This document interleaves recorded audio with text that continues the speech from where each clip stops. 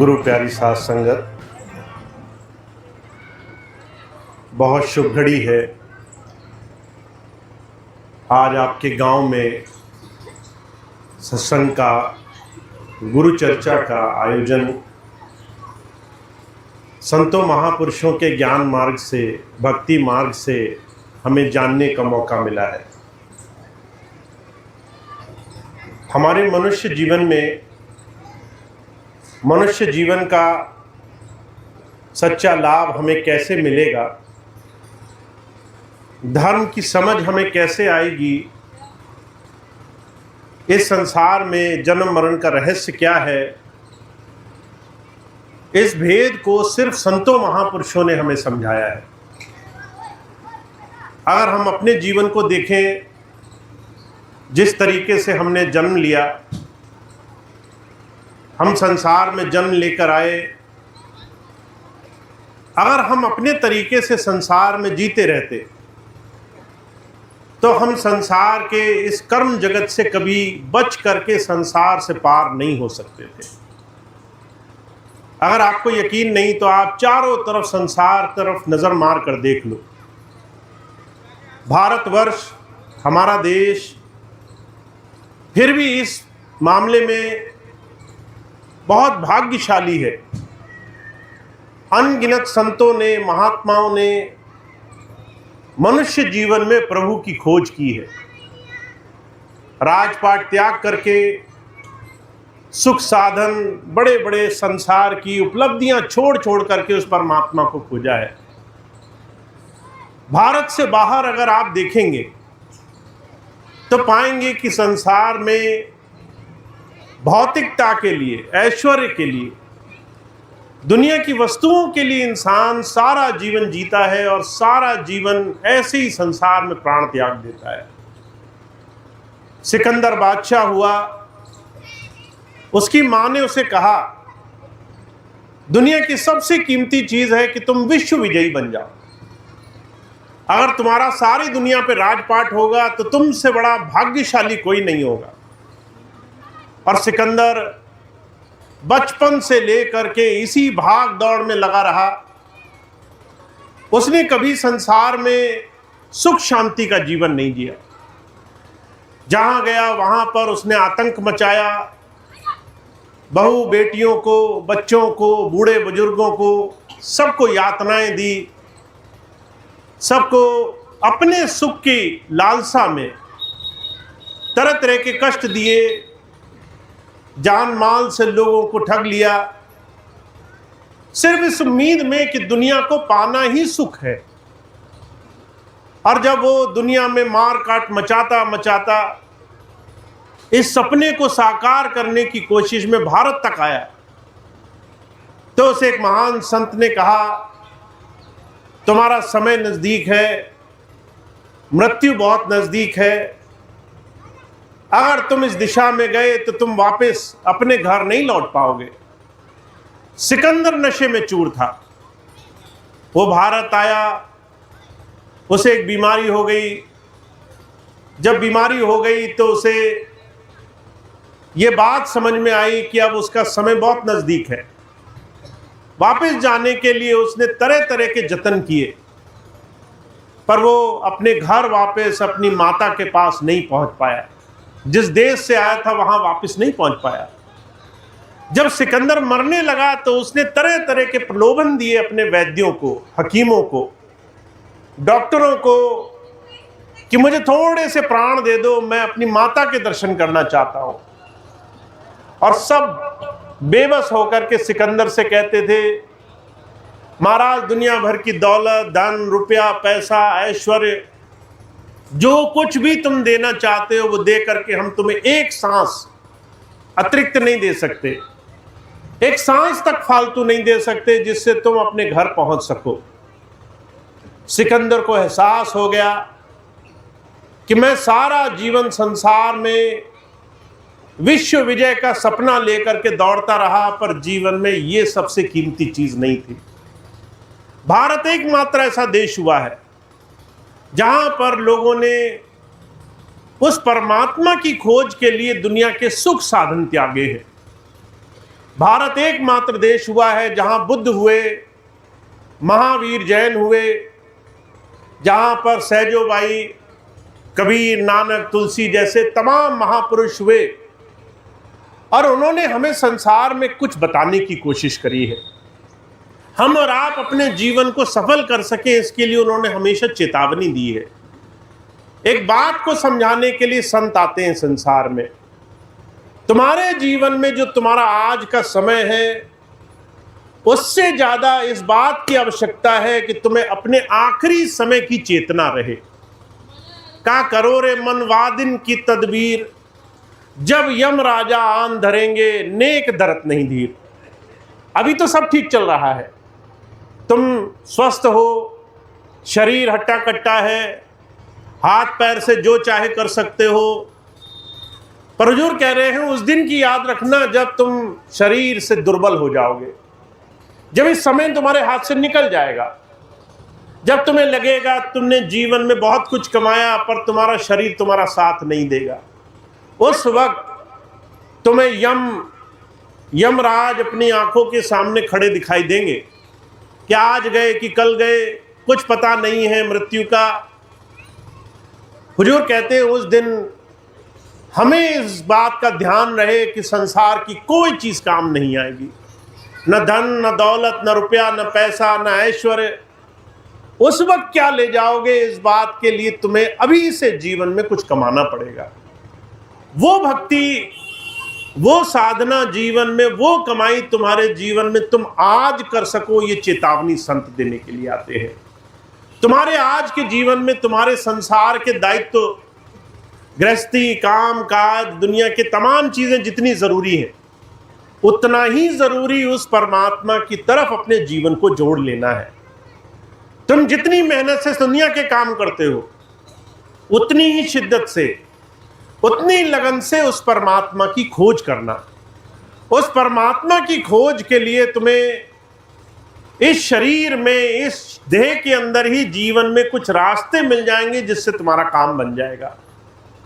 इस बात को मछिंद्र नाथ जी एक बहुत बड़े संत हुए, गोरख संप्रदाय के गुरु गोरखनाथ जी के गुरु गोरखनाथ जी एक ऐसे संतों में, महात्माओं में हुए जिन्होंने इस संसार में मनुष्य शरीर में रह करके उस परमात्मा की कौन सी शक्ति इस देह में काम करती है इसकी बहुत बड़ी खोज की थी। हम और आप जिस शरीर को लेकर घूमते हैं उन्होंने इस शरीर में आत्मा के इस चेतनता को इस शरीर से अलग करने की खोज की थी और उस रास्ते को जब उन्होंने बताने की कोशिश करी तो बहुत सुंदर ढंग से समझाया है। आपने कई बार ये शब्द गाया होगा कि हमारा ये जो शरीर है, हमारा ये जो हार्ड मांस का शरीर परमात्मा ने हमें दिया है, ये सिर्फ शरीर नहीं है, ये सिर्फ एक छोटी सी धरोहर नहीं है। कहते हैं बंगला अजब बना दरवेश, यामे नारायण परवेश। परमात्मा ने माता के गर्भ में इस शरीर की रचना जब करी तो इसके अंदर एक रास्ता भी बना दिया अपने तक आने का। इस शरीर को उन्होंने अपना मंदिर कह करके कि ये तुम्हारा वो सच्चा मंदिर है जिसके अंदर तुम्हें परमात्मा दिखेगा। एक मंदिर तो तुमने बाहर बनाया, जो तुमने बनाया अपने हाथों से, एक मंदिर परमात्मा ने बनाया माता के गर्भ में अपने हाथों से। वो मंदिर तुम्हारा ये शरीर है। अब इस शरीर को मंदिर की तरह रखना। अब मंदिर हम कैसे रखते हैं? कभी आप मंदिर जाइए तो आपको पता चलेगा, किसी पूजा स्थल पे जाइए तो आपको पता चलेगा कि लोग ईश्वर को मान करके कि परमात्मा यहाँ रहता है उसको बहुत स्वच्छ रखने की कोशिश करते हैं। आप मंदिर जाएंगे तो हमेशा उसकी साफ सफाई मिलेगी आपको, कोई गंदगी नहीं, कोई धूल धक्कड़ नहीं। जहाँ ईश्वर का वास है वहाँ पर बड़ी साफ सफाई रखते हैं वो। मछिंद्र नाथ जी कह रहे हैं जैसे उस बाहर मंदिर की सफाई रखते हो ऐसे तुम्हें अपने इस मनुष्य शरीर की सफाई रखनी पड़ेगी। तुम्हारा ये जो शरीर है अगर तुमने इसको दूषित कर दिया, तुमने इसमें मांस मदिरा भर दी, तुमने इसके अंदर गंदी चीज़ों से इस शरीर को भरना शुरू कर दिया तो तुम्हारा ये जो हरि मंदिर है ये साफ नहीं रह जाएगा। जिस नारायण की खोज में, जिस ईश्वर की खोज में तुम तरह तरह के जतन कर रहे हो, वो जतन तुम्हारे कारगर नहीं रह जाएंगे। तुम्हारे लिए तुम्हारे इस हरि मंदिर को, देह को जानना जरूरी है। इस देह को जीते जी इससे जुड़ करके अंतर उस परमात्मा तक इसकी रसाई करना जरूरी है। और इसके लिए तुम्हें किसी संत की, किसी महापुरुष की आवश्यकता होगी। संत क्या करता है? महापुरुष तुम्हें संसार में चीजों में खोज करना सिखा देता है। आज हम जिस जीवन में उस परमात्मा को मानते हैं, उस परमात्मा को वो जानना सिखा देता है। दादू जी एक महात्मा हुए, उनके जीवन की घटना आती है। एक बार एक गांव में आए तो बड़ी ख्याति फैल गई, एक पूर्ण संत आए हैं, जो भी इनसे नाम लेगा उसका जीवन धन्य हो जाएगा। तो एक आदमी था, उसने सुना इतने पूरे संत आए हमारे गांव में, हम भी जाएंगे दर्शन करने। अब वो सुबह सुबह निकल गया। जब वो दादू जी महाराज के डेरे के नजदीक पहुंचा तो पूछता पूछता एक आदमी से मिला। उसने पूछा कि भाई यहाँ एक संत रहते हैं, उनका पता बताओ। तो जो है उन दिनों एक छोटी सी भ्रांति चला करती थी। हमारे यहाँ भी बहुत सारी अलग अलग तरह की भ्रांतियाँ हैं जिनको हम मानते हैं। अगर कोई कह दे तुम घर से बाहर निकले और कोई काली बिल्ली रास्ता काट गई, तो हम कहते हैं ये तो बड़ा अपशुगन हो गया, अब तो सारे काम बिगड़ जाएंगे। अगर घर के सामने कोई कुछ डाल गया तो हम कहते हैं ये तो बड़ा गलत हो गया, इससे हमारे काम बिगड़ जाएंगे। रात को आप झाड़ू लगाएं, लोग कहते हैं ये तो तुमने बहुत बुरा किया। ऐसी तरह तरह की भ्रांतियां हैं। तो वो आदमी जब वहां डेरे के नजदीक पहुंचा तो उसने खोजा कोई मिले जो मुझे दादू जी का पता बताए। पर जिससे पूछने निकला वो आदमी सर से बिना बाल के, बिना किसी सर पे कपड़ा रखे दिखाई दे गया। अब उस वक्त की भ्रांति ये थी कि नंगे सर कोई दिख जाए तो ये तो बड़ा अपशगुन हो गया। तो उसने कहा अब क्या किया जाए। उसने धीरे से छुप करके सर पर चोट मारी। उस आदमी ने जिसके चोट मारी पलट कर देखा, कहा भाई तुमने ऐसा क्यों किया। कहने लगे मैं अच्छे काम को जाता हूं, तुम्हारा नंगा सर देखा, अपशगुन ना हो जाए इसलिए कर दिया। अब वो आदमी शांत हो गया। जब जो है उसने पता पूछा तो गांव वाले को उस आदमी ने पता बताया, थोड़ी आगे जाओ दादू जी का डेरा मिलेगा।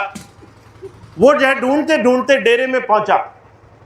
दादू जी जहां बैठे थे वहां बहुत सारे लोग उनके इंतजार में बैठे। वो गांव वाला भी बैठ गया, जा करके इंतजार करने लगा। जब उसने देखा इंतजार करते हुए, वही आदमी जो रास्ते में मिला था नंगे सर, वही आया और आ करके गुरु गद्दी पर बैठ गया।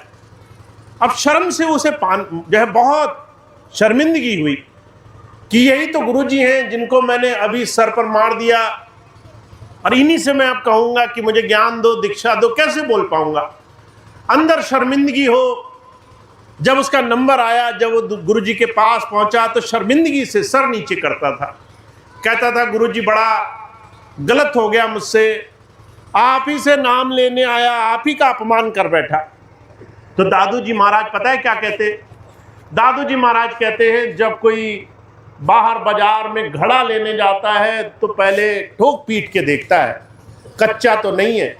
कच्चा घड़ा तो नहीं खरीद के ले आऊंगा, घड़ा पक्का होना चाहिए जिससे उसमें जो भी रखूं वो टिका रह सके। तुम गुरु करने आए हो, बिना ठोक पीट करके, बिना तसल्ली किए अगर ले गए तो मन में हमेशा भ्रम रहेगा। गुरु की तसल्ली करनी जरूरी होती है। गुरु के साथ कोई भी बात तुम्हारी जब तक जच ना जाए तब तक तुम्हारे जीवन में तुम्हारा आगे रास्ता साफ नहीं होगा। इसलिए संत हमेशा इस बात की हमेशा पैरवी करते हैं, हमेशा अपने विश्वास को परखो। अगर तुम्हें किसी ने कह दिया ऐसा करने से कुछ हो जाएगा, आंखें मूंद कर मत मान लो। हमेशा परखो सच भी है कि नहीं है, झूठ तो नहीं है, कहीं ये बात तुम्हें ऐसी तो नहीं बोल दी गई, कहीं भ्रम के कारण तुम्हें धोखा देने के इरादे से तो नहीं बोल दी गई। जिस दिन तुम विवेक से परख करके जानने की कोशिश करोगे, उस दिन तुम्हारे जीवन में परमात्मा खोज का विषय बन जाएगा। परमात्मा उस दिन तुम्हारे जीवन में मानने का नहीं, खोज का विषय बन जाएगा। तुम परमात्मा को खोजने लग जाओगे। और जो कहा करते थे, वो खोजी सबसे महान है जिसने अपने अंदर उस परमात्मा की खोज करने लगी। अभी तुम बाहर खोज रहे हो। किसी ने कहा द्वारका जाओ, अयोध्या जी जाओ, किसी ने कहा बनारस जाओ, किसी ने कहा तुम सारे धाम सारे तीर्थ करो। अभी तुम बाहर खोज रहे हो। जिस दिन तुम्हारी खोज और मजबूत होने लगेगी, तुम उसको अंदर खोजने लग जाओगे। संत तुम्हें, एक गुरु तुम्हें तुम्हारे अंदर ही उस परमात्मा की खोज करना सिखाता है। तुम अपने अंदर उसकी खोज कैसे करोगे? हुजूर कहा करते थे, जय नामदेव जी का बड़ा सुंदर उदाहरण आता है। नामदेव जी एक ऐसे संत हुए जिन्हें बचपन से ही आत्मज्ञान था। जब हमारे बच्चे 7-8 साल के खेलते कूदते हैं, नामदेव जी एक ऐसे महात्मा हुए जिन्हें अंतर में कृष्ण के, विठल जी महाराज के दर्शन हुआ करते थे। वो प्रेम से विठल जी को याद करते, अंदर दर्शन होने लग जाते।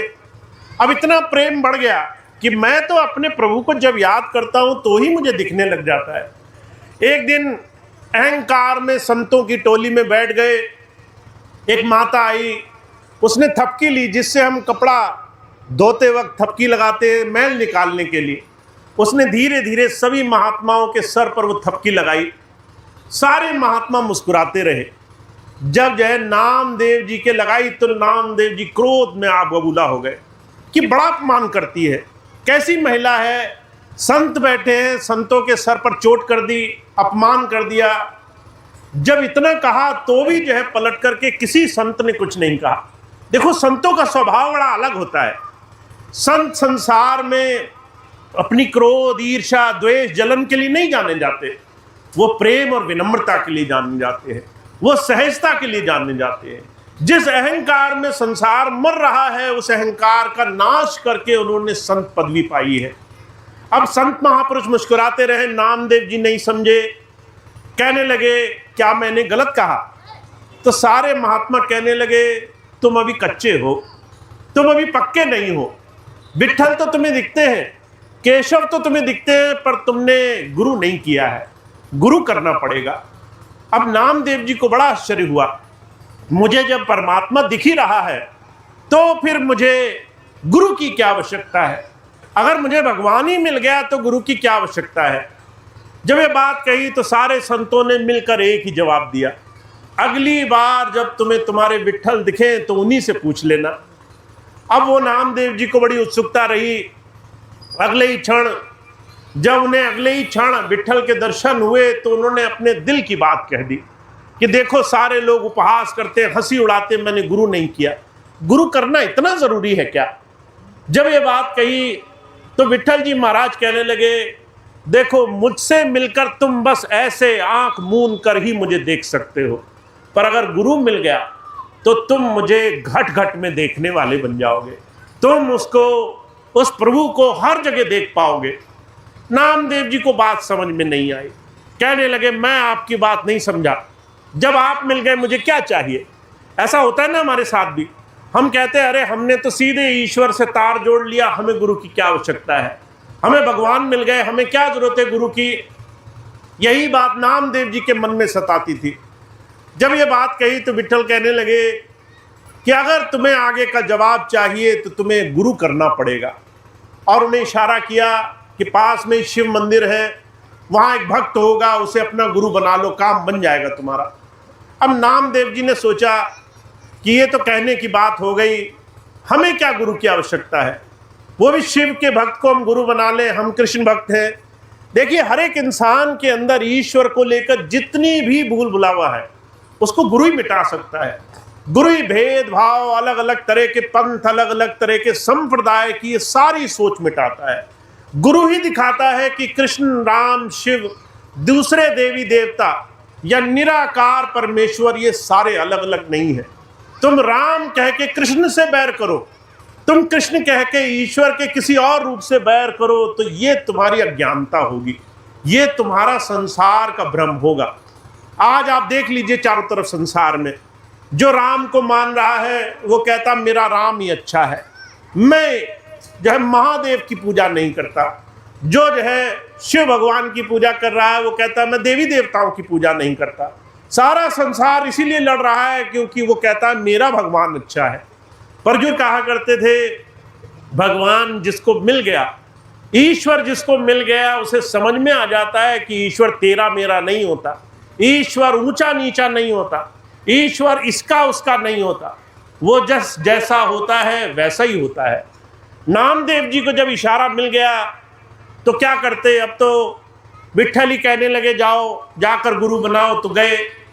जब वहां पहुंचे, मंदिर के अंदर पहुंचे तो बड़ा अजीब कौतुक देखा उन्होंने।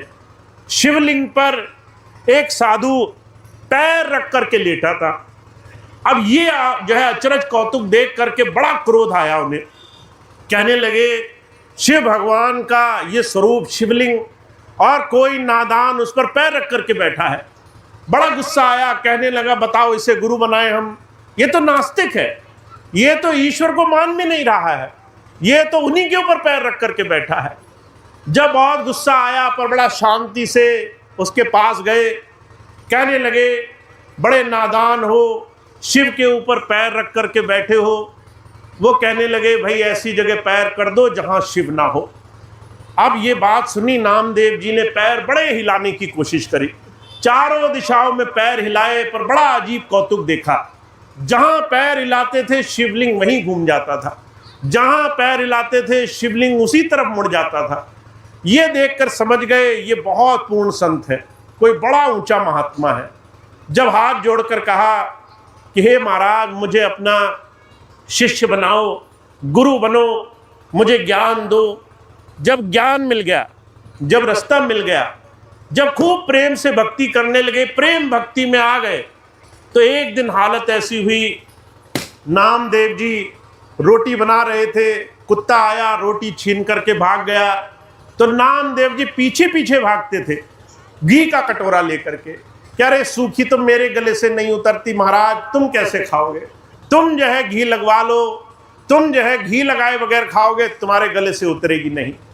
जब ये बात हुई उसी शाम उन्हें अंतर में फिर से ईश्वर के दर्शन हुए, फिर से अपने प्रभु के दर्शन हुए। कहने लगे महाराज गुरु बना लिया पर कुछ मिला नहीं। भगवान कहने लगे पहले सिर्फ तुम मुझे अंदर देखते थे, आज तुम्हें कुत्ते में भी मैं दिखाई दे रहा हूं, और क्या देखोगे? तुम्हें हर जगह कण कण में जीव जीव में परमात्मा दिख रहा है, तुम्हें पशु में भी परमात्मा दिख रहा है, तुम्हें जीव जंतुओं में, तुम्हें हर एक जीव में परमात्मा दिख जाए, इससे बड़ा परमात्मा का चमत्कार कोई नहीं हो सकता। जब संत आता है वो हमारे जीवन में ऐसा जीवन देने के लिए आता है।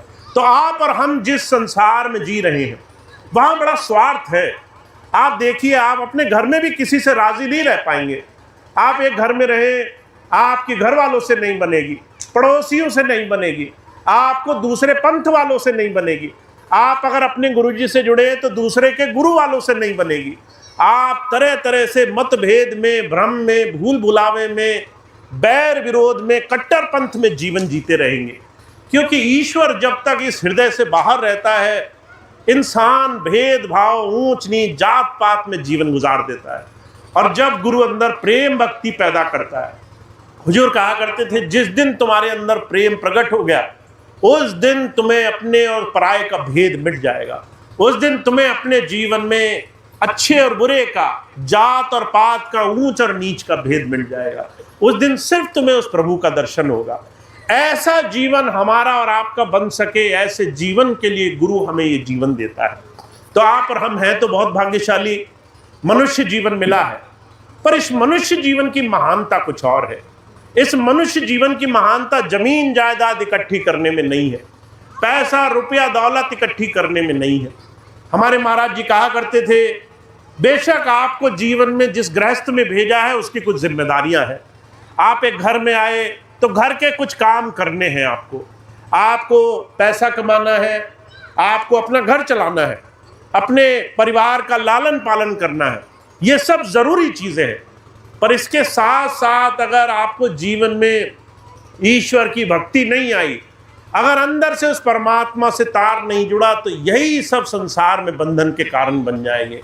अगर हम इससे नहीं हटे तो यही सब चीज़ें बंधन का कारण बन जाएंगी। इसलिए गुरु नानक देव जी महाराज ने कहा है जैसे जल में कमल निरालम, मुर्गा ए निशाने, सूरत शब्द भव सागर तरिए, नानक नाम बखाने। कहते हैं अगर तुम्हारी सूरत आत्मा शब्द में जुड़ी है तब तो तुम अपने जीवन में कुछ भी कर रहे हो तुम बंधोगे नहीं।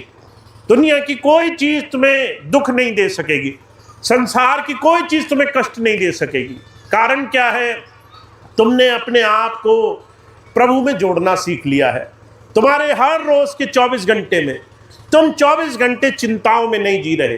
तुम्हारा जो भी समय बचता है वो तुम अपने उस प्रभु को दे देते हो, तुम उसकी याद में मगन रहते हो, तुम पूरी तरह समर्पित रहते हो।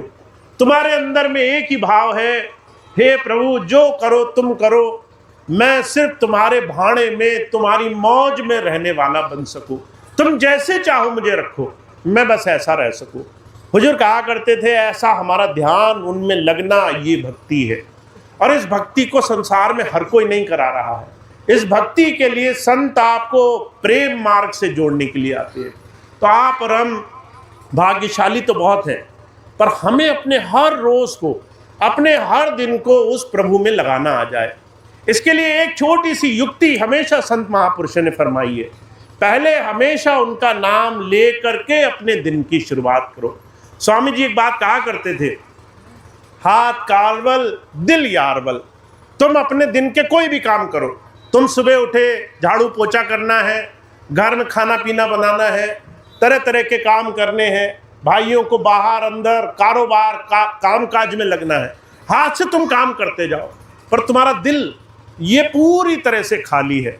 इस दिल में, इस हृदय में जो भी भाव तुम रखोगे, तुम्हारे उसी भाव से तुम्हारे कर्म बनते जाएंगे। अगर तुमने खाना बनाया और मन में चुगली रही, निंदा रही, दूसरे की बुराई रही, दिल में ये सोचते रहे अरे वो तो मेरा बड़ा बुरा करता है, वो तो मेरा बड़ा नुकसान करता है, फलाना मेरा दुश्मन है, फलाना मेरा विरोधी है। होता नहीं है, जब हम खाना बनाते हैं तरह तरह की बातें करते हैं। वो कहते तुम्हारे हृदय में जो भाव बना रहेगा वो ही तुम्हारे कर्मों को रंग देगा। अगर तुमने भोजन जैसी पवित्र चीज भी बनाई और उसमें तुम्हारे मन में निंदा, चुगली, द्वेष रहा, तो तुम्हारा वो भोजन पका पकाया भी विष के समान हो जाएगा, वो भी जहर के समान हो जाएगा। जो जो वो भोजन करेगा वो संसार में बुरे कर्मों में फंसेगा जा करके। इसलिए हमारे स्वामी जी महाराज कहा करते थे, जब लंगर बनाओ, जब प्रसाद बनाओ तो पहले गुरु की याद करो। आपने प्रसाद बनाना शुरू किया, आपने उस वक्त गुरु नाम का सिमरन करना शुरू किया, गुरु की याद करनी शुरू करी, गुरु की कोई चर्चा करी, गुरु की तरफ ध्यान रहा, गुरु के प्रेम की तरफ मन मुड़ा रहा, आपका बनाया हुआ भोजन प्रसाद बन जाएगा। आपका बनाया हुआ भोजन किसी के जीवन के लिए अमृत बन जाएगा, विष को काटने की दवा बन जाएगी। इसलिए हमारे स्वामी जी महाराज एक बात कहते हैं, कलयुग में एक नाम अधारा, सिमर सिमर नर उतरस पारा। आपके इस कलयुग में आप कोई भी काम करो, अगर आपके हृदय में सिमरन पक्का है, याद गुरु जी की बनी हुई है, ध्यान उनकी तरफ है, तो तुम्हारे सारे छोटे से छोटे कर्म तुम्हारी भक्ति में गिने जाएंगे। अब आप चाहे घर में खाना बनाओ, चाहे मेहमानों के लिए कोई काम करो, चाहे गद्दी पर बैठे हो, चाहे किसानी कर रहे हो, कोई भी काम करो, आपका ध्यान कहाँ है, इस बात का ध्यान रखना जरूरी है। अगर हमने नाम ले लिया, गुरु मिल गया, अगर हम धर्म के रास्ते पर लग गए, पर अगर हम अपने आचरण, अपनी मन की गति को नहीं देख रहे हैं, अगर अपने आप को धीरे से सही दिशा में नहीं जोड़ रहे हैं, तो मन अपनी तरफ, इस संसार की तरफ अपने आप को खींच लेगा। हुजूर कहा करते थे मन खाली नहीं रहता है। इस मन को या तो तुम अच्छे काम में लगा सकते हो, और अगर तुमने नहीं लगाया तो ये अपने आप संसार की बुरी गति की तरफ चला जाएगा, अपने आप संसार की बुराइयों की तरफ भागने लग जाएगा। तो जो कहा करते थे, इस कलयुग में अगर आपको चाहिए कि आप जीवन सफल बना लो, तो उसके लिए आपको संकल्प लेना पड़ेगा। बिना संकल्प ये काम नहीं कर पाओगे। आपको संकल्प लेने के लिए मन में एक वचन देना पड़ेगा, आप ये काम ऐसे करना चाहते हो। हमारे भारतवर्ष में ये व्रत रखने का बड़ा सुंदर जो है उपाय रखा गया है। माताएं, बहनें, भाई विशेष दिनों के व्रत रखती हैं। एकादशी के व्रत रखे, शिवरात्रि, तरह तरह के और बड़े बड़े अनुष्ठानों पर व्रत रखे, संकल्प लिए। हुजूर कहा करते थे व्रत को हमेशा संकल्प से जोड़कर देखा जाता है। व्रत में आप क्या मन में संकल्प लेते हैं? अगर आपने एकादशी का व्रत रखा, अगर आपने किसी और बड़े सुंदर दिन एक दिन व्रत रखा, तो आप सुबह ही सुबह प्रार्थना करते हैं, हे प्रभु मैं अपने परिवार की सुख शांति के लिए एक दिन अन्न का त्याग करती हूँ। आपने मन में संकल्प लिया ना, उस वक्त कोई आपसे कहे अरे भाई कुछ खा लो, तो आप कहेंगे नहीं, मेरा संकल्प टूट जाएगा। मैंने भगवान को ये वचन दिया है, अपने ईश्वर को हाजिर नाजिर मानकर एक दिन अपने परिवार की सुख समृद्धि के लिए मैंने एक दिन अन्न त्याग का वचन दिया है। उस दिन कोई आपको खिला नहीं सकता है, क्योंकि आपने खुद अपने संकल्प की रक्षा की हुई है। हुजूर कहा करते थे ऐसे ही आपको उस प्रभु की याद के लिए भी संकल्प लेना पड़ेगा।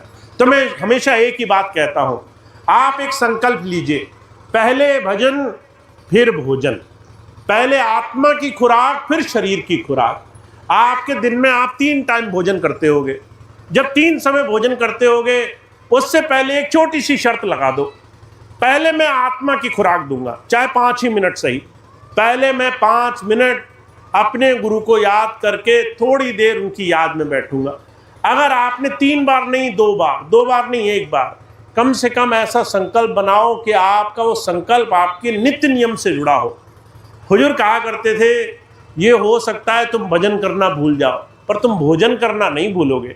अगर तुम्हारे सामने रोटी आई तो तुम उस रोटी को तब तक ना खाना जब तक उस मालिक को याद ना कर लेना।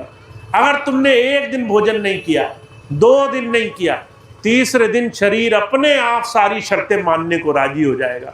तीसरे दिन शरीर हमेशा मन के ऊपर एक मजबूत कदम रखेगा कि नहीं भाई पहले भजन कर लो, नहीं तो ये भोजन नहीं देगा मुझे, ये इंसान मेरा तब तक पोषण नहीं करेगा जब तक मैं इसके मालिक की याद नहीं कर लेता।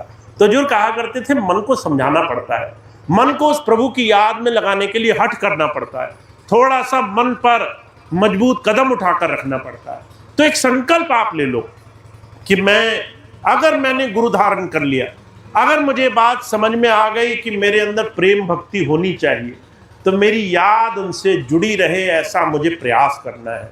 चलते फिरते, उठते बैठते, सोते जागते, किसी भी तरीके से आप प्रयास करो, अगर मन खाली है वो गुरु नाम के सिमरन में लगा रहे, गुरु की याद करे। कुछ अच्छा हो जाए, धन सद्गुरु तेरा बड़ा सहारा है, कुछ खराब हो जाए, हे सद्गुरु तेरी मौज, तेरा हाथ मुझ पर बनी हुई है, मैं अकेला होता तो ये कष्ट नहीं सह पाता, तू साथ है तो ये कष्ट भी आराम से कट जाएगा। हमेशा उसकी याद रखो। और अगर आपने ऐसा विश्वास जोड़कर रखा, तब आप पाओगे कि आपको किस ईश्वर से जोड़ने के लिए संसार में सुंदर जीवन मिला है। तो आप और हम बहुत भाग्यशाली हैं। हमें चाहिए हम पहले अपने ईश्वर को जान लें, पहले उससे जुड़ जाएं, पहले अंदर उसके साथ अपना जुड़ाव बना लें। क्योंकि जो जुड़ गया है, हुजूर कहा करते थे कि जिसने अंदर से एक बार एक क्षण के लिए उस प्रभु से जुड़ाव बना लिया, उसके जीवन में कोई भी चीज़ उसके संकट का कारण नहीं बनती है। तो आप और हम बहुत भाग्यशाली हैं, हमारे जीवन में ऐसा सुंदर रास्ता मिला हुआ है। हमने अगर नाम नहीं लिया तो हम थोड़ा सा खोज करें ताकि जीवन का ये अर्थ हमें समझ में आ सके। और अगर हमने गुरु धारण कर लिया तो गुरु धारण करके खाली ना बैठे रहे, हर रोज का संकल्प लें कैसे हम ज़्यादा से ज़्यादा उनकी याद से अपने जीवन को गुजारा करेंगे। जब आप ऐसे प्रेम भाव से जुड़ जाओगे, तब आप देखोगे गुरु आपको जिस ईश्वर से जोड़ने के लिए आता है, वो राम कृष्ण शिव तरह तरह के देवी देवता जितने भी तुम्हारे मन में हैं, वो सब उसी ईश्वर में समाहित है, वो उसी का रूप है, वो उसी के रूप से तुम्हारे जीवन में तरह तरह के चमत्कार कर रही है। जिस दिन तुम अंदर जुड़ गए, तुम देखोगे तुम्हारे ही अंदर बैठ करके ईश्वर सारे काम कर रहा है। तो ऐसा सुंदर जीवन जो स्वामी जी महाराज की कृपा से हम समझ सकें, ऐसा सुंदर अवसर हमें मिला है, इसका ज़्यादा से ज़्यादा लाभ उठाया जाए, ज़्यादा से ज़्यादा इससे जुड़ करके जीवन धन्य किया जाए। तो इतनी बात कह के मैं अपनी बात समाप्त करता हूँ। आप सभी भाई बहनों का बहुत बहुत धन्यवाद है। आप आज आप इतना सुंदर समय देकर यहाँ आए, सत्संग के सुंदर अवसर पर यहाँ मौजूद रहे। मैं एक छोटी सी बात आपको और बताऊंगा। अभी कुछ दिन पहले का जिक्र है, पीलीभीत के पास का एक मौका है, सत्संग का ही दिन था। बहुत से माताएं, बहनें, भाई, प्रेमी वो मुझसे सत्संग वाले दिन आए मिलने के लिए। तो मैंने एक बड़ी सुंदर सी घटना देखी। एक माता आई और वो आई माता मुझसे मिलने के लिए, और उसका छोटा सा बच्चा 2-3 साल का रहा होगा, वो साथ आया। तो उसे बच्चे को, इस उम्र में आप ज़्यादा कुछ समझा नहीं सकते हैं। 2-3 साल के बच्चे को आप क्या समझा दोगे कि ये करो वो करो, और वो कौन सा आपकी बात समझ लेगा। पर आपको आश्चर्य होगा कि बच्चे आपको देख करके बहुत कुछ अनुसरण करते हैं, उन्हीं चीज़ों को दोहराने की कोशिश करते हैं। जो माता पिता करते हैं वही बच्चे करने की कोशिश करते हैं। तो मैंने बड़ी एक सुंदर सी घटना देखी, और मैं कई बार ये बात सबको बताता भी हूँ। जब उस दिन वो माता आई मुझसे मिलने के लिए, तो जैसे ही वो मेरे सामने आई, वो बैठी और उसने झुक करके प्रणाम किया। अब ये चीज़ उसका बच्चा देख रहा था। माता ने प्रणाम किया, मिली, वो जाने के लिए जैसे ही पलटी, तो वो छोटा सा बच्चा बिल्कुल अपनी माता की तरह झुक करके प्रणाम करने के लिए उसने पूरी प्रक्रिया दोहराई। अब 2-3 साल के बच्चे को आप ये नहीं समझा सकते हैं कि तुम क्या कर रहे हो, तुमने ये क्या किया, पर उसने अपनी माता को देखा और देख करके उसी चीज़ को दोहराने की कोशिश की। जब उसने दोहराया, उस चीज़ को झुक करके प्रणाम किया, तो मुझे बहुत खुशी हुई। एक बच्चे के अंदर हम क्या संस्कार डालते हैं, उसको हम क्या सिखाते हैं, ये चीज़ हम कई बार अपने खुद के आचरण से ही उसको समझा सकते हैं। आपको ये लगता होगा कि आज हमारे बच्चे धीरे धीरे गलत दिशा में क्यों जा रहे हैं। कई बार आपने देखा भी होगा, बहुत से बच्चे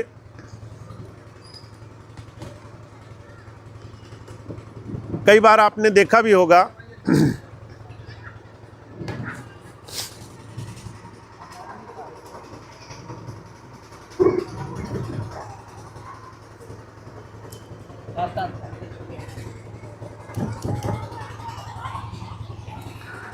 कई बार आपने देखा भी होगा, छोटे छोटे बच्चे आजकल आप अपने चारों तरफ समाज में देखते होंगे, अभी से उनको बहुत सी गलत लत लग गई। कई बच्चे हैं चोरी छुपे शराब पीने के तरीके ढूंढते हैं। कई बच्चे ऐसे हैं बीड़ी सिगरेट पीने लगते हैं। कई बच्चों के मुंह में आप देखोगे तंबाकू, पान मसाला और ऐसी विषैली चीज़ें आपको दिखाई दे जाएंगी। मैं कई बार अपनी माताओं बहनों के मुंह से सुनता हूँ, कई बार अपने भाइयों के मुंह से सुनता हूँ कि बच्चे 14 के नहीं हो पाए, 16 साल के नहीं हो पाए, अभी से इन सब चीज़ों में उलझ गए। ये सारी चीज़ें हमें अपने बच्चों के जीवन में सुधारना एक बहुत बड़ा हम सबकी जिम्मेदारी है। हम सबके आने वाला भविष्य, जो भी युवा पीढ़ी है, बच्चे हैं, वो सभी अच्छा जीवन बना सकें। इसके लिए हम सबको, उन सब के लिए एक अच्छा परिवार देना, ये हमारी जिम्मेदारी है। परिवार वो सुरक्षित जगह होता है जहाँ पर एक बच्चा घर में आकर के मजबूत किले के अंदर अपने आप को महसूस करता है। उस वक्त वो क्या सीखेगा। हमारे स्वामी जी एक बात कहा करते थे, आपका बच्चा वो अपने माता पिता को अपने सबसे बड़े आदर्श के रूप में देखता है। मेरी माँ ऐसी, मेरे पिता ऐसे, मेरे दादा ऐसे, मेरी दादी ऐसी। वहाँ उसके बीच में जो भी आत्मीयता उसे दिखाई दे, जो भी शिष्टाचार दिखाई दे, जो भी अच्छाई दिखाई दे, जो भी उसको जीवन में आचरण दिखाई दे, वो उसी को अपने जीवन में ढालने की कोशिश करता है। तो हमेशा अपने माताओं बहनों से, भाइयों से एक अनुरोध करता हूँ कि हमें अगर अपने लिए ना सही, अपने आने वाली पीढ़ियों के लिए अपने जीवन को अच्छा बनाना बड़ा ज़रूरी है। हमारा एक दूसरे में स्नेह होना चाहिए, क्षमा भावना होनी चाहिए। अगर हमारे में किसी से कोई त्रुटि हो जाए तो हम कितनी जल्दी उसे क्षमा कर सकते हैं। अगर हमारे घर में किसी से कोई गलती हो जाए तो हम कितना प्यार से उस चीज़ को ठीक कर सकते हैं। हम कितने स्नेह से एक दूसरे के साथ संबंध रखते हैं, कितना अच्छे से एक दूसरे को संभालते हैं। तकलीफ में, बुराई में, परेशानी में, कष्ट में कितने अच्छे से एक दूसरे का सहारा बनते हैं। क्योंकि जो आपकी मुंह से निकली हुई बात, जो आपके आचरण से निकला हुआ स्वभाव, जो भी आपके जीवन में आपने किया उस चीज को आपके बच्चे निरंतर देख रहे हैं, निरंतर उन चीजों से सीखने की कोशिश कर रहे हैं। अगर आप छोटी छोटी चीजों पर एक दूसरे पर नाराज हुए, एक दूसरे को आपने उस भाषा का इस्तेमाल किया जो आप किसी से नहीं करना चाहते, अगर आप एक दूसरे में क्रोध दिखा रहे हैं, अगर आप एक दूसरे पे इतना नाराज हुए कि आपने अमानवीय हरकत शुरू करी, अगर आप एक दूसरे को प्यार से नहीं रख पा रहे, तो समझिए आपकी पीढ़ी वही काम करने वाली बनेगी, उसी दिशा में जाने वाली बनेगी। तो मेरा हमेशा एक ही अनुरोध रहता है, हम सब का एक दायित्व है, हम सब की एक जिम्मेदारी है कि हम अपने आगे आने वाली पीढ़ियों को अपने जीते जी अच्छी दिशा में जोड़ दें। बचपन से सत्संग में जोड़ें, बचपन से सेवा में जोड़ें, बचपन से अच्छे ऐसे कामों की तरफ जोड़ें जहां पर वो दूसरे की सेवा करके अपने आप को सुख की अनुभूति देने वाले बने। किसी को अगर आप सत्संग में लेकर आओ तो अपने बच्चों से छोटे छोटे सेवा कार्य जरूर कराओ। अगर आप कुछ न करा सको तो उनसे कहो कि जितने लोग लंगर में बैठे हैं उनको पानी पिलाओ। अगर कुछ न कर सको तो जितनी देर पंडाल में रहे उनको शांति व्यवस्था में लगाओ। अगर कुछ न कर सके तो उनसे कहो कि कम से कम वो दूसरे से अच्छे से बात करें, क्योंकि हम ही हैं जो उनको ये एक छोटी सी दिशा दे सकते हैं।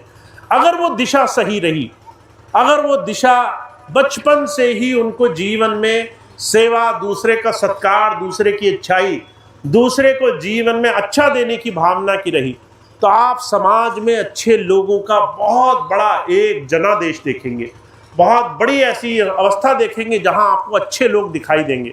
और अगर आप ऐसा नहीं करेंगे, अगर आप अपने तक ही सीमित रहेंगे कि मैं तो बस अपने बारे में सोचता हूं, मैं किसी और के बारे में नहीं सोचता, तो आपके चारों तरफ, आपके घर में, आपके परिवार में, आपके गांव में, कस्बे में, मोहल्ले में, हर तरफ आपको स्वार्थ ही स्वार्थ दिखाई देगा। तो हमारा ये जीवन का लक्ष्य होना चाहिए, गुरु जी से जुड़ने के बाद हमारे जीवन में लक्ष्य होना चाहिए कि हम भजन से, ध्यान सिमरन करके अपना तो भला करें ही, पर हमारा आचरण स्वभाव हमारे बच्चों में, आने वाली पीढ़ियों में, हमारे आपस के जितने भी सेवादार भाई बहन हैं उनके अंदर उत्साह पैदा करे, उनके अंदर आचरण में अच्छाई की तरफ चलने की भावना पैदा करे, उनके अंदर बुराइयों से छूटने और अच्छा जीवन जीने की प्रेरणा पैदा करे। तो ये हमारे लिए बहुत बड़ा आदर्श है, हम इसको करें ताकि हम अपने जीवन में अपने गुरु की सच्चाई की धारणा को अपने जीवन में ला सकें। तो इतनी बात कह के मैं अपनी बात समाप्त करूंगा। आप सबको बहुत बहुत धन्यवाद है।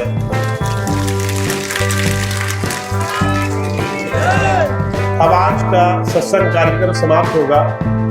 कल का सत्संग कार्यक्रम आखिरी रविवार का हमेशा बरेली मणिनाथ आश्रम में, स्वामी जी का बड़ा सुंदर आश्रम है, वहां पर होता है हमेशा।